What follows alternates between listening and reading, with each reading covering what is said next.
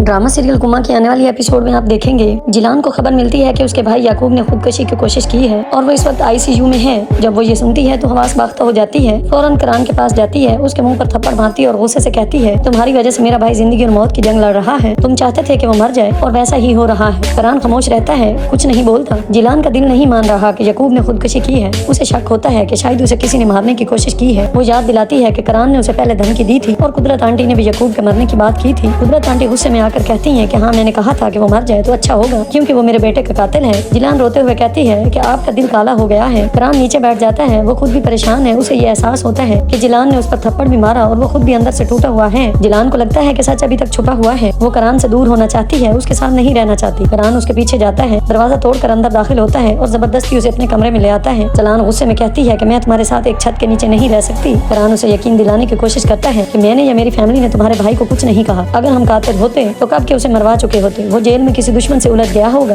लेकिन जिलान यकीन नहीं करती। वो कहती है कि अगर मेरे भाई को किसी ने मारा तो तुम जिम्मेदार होगे क्योंकि तुम शुरू से हमें झूठा साबित करना चाहते हो। जिलान अस्पताल जाना चाहती है। करान उसे रोकने की कोशिश करता है लेकिन आखिरकार मान जाता है और वो दोनों अस्पताल जाने लगते हैं। कुदरत आंटी उन्हें रोकने की कोशिश करती है लेकिन करान उनकी एक नहीं सुनता। इधर आमिर और सीमा मुतमईन थे कि मामला दब गया है, लेकिन जब उन्हें पता चलता है कि करान अब इस केस की तहकीकात करवाना चाहता है तो वो घबरा जाते हैं। आमिर फौरन एक मंसूबा बनाता है। वो याकूब को मारने के लिए अस्पताल पहुंचता है। वो डॉक्टर का भेष बदलकर नर्स से याकूब की मालूमात लेता है और आईसीयू में जाने का रास्ता बनाता है। वो नर्स को बातों में लगाकर अंदर जाने में कामयाब हो जाता है। वहाँ वो याकूब का सांस बंद करने की कोशिश करता है लेकिन उसी वक्त जिलान और करान अस्पताल पहुंच जाते हैं। आमिर फौरन अपना तरीका बदलता है, सब कुछ नॉर्मल जाहिर करता है और चुपके से वहाँ से निकल जाता है। किसी को उस पर शक नहीं होता। जिलान अपने भाई को आईसीयू में देखती है, बहुत रोने लगती है। वो खुद को कसूरवार ठहराती है कि ये सब मेरी वजह से हुआ, मैं मोहब्बत में अंधी हो गई थी। पुलिस उसे वहाँ रुकने नहीं देती और बाहर निकाल देती है। जिलान कहती है कि हो सकता है याकूब को सच पता चल गया हो, इसलिए किसी ने उसे मारने की कोशिश की है। लेकिन करान बजीद है कि ये खुदकुशी है और वो मजीद बहस नहीं करना चाहता। जिलान बाथरूम जाने का बहाना करती है। करान को शक होता है कि वो कहीं भाग न जाए, लेकिन वो रुकती है। आमिर अब याकूब को मारने का दूसरा तरीका सोचता है। वो अस्पताल के कमरे में जाकर डॉक्टर का गेटअप दोबारा तैयार करता है और मेडिसिन के दरमियान ऐसी दवा रख देता है कि दिल की धड़कन रोक सकती है। ये काम वो नर्स के ट्रे में दवा रखते हुए करता है और नर्स को पता भी नहीं चलता। नर्स वो दवा याकूब को लगा देती है। आमिर दूर खड़ा देखता है और खुश होकर कहता है,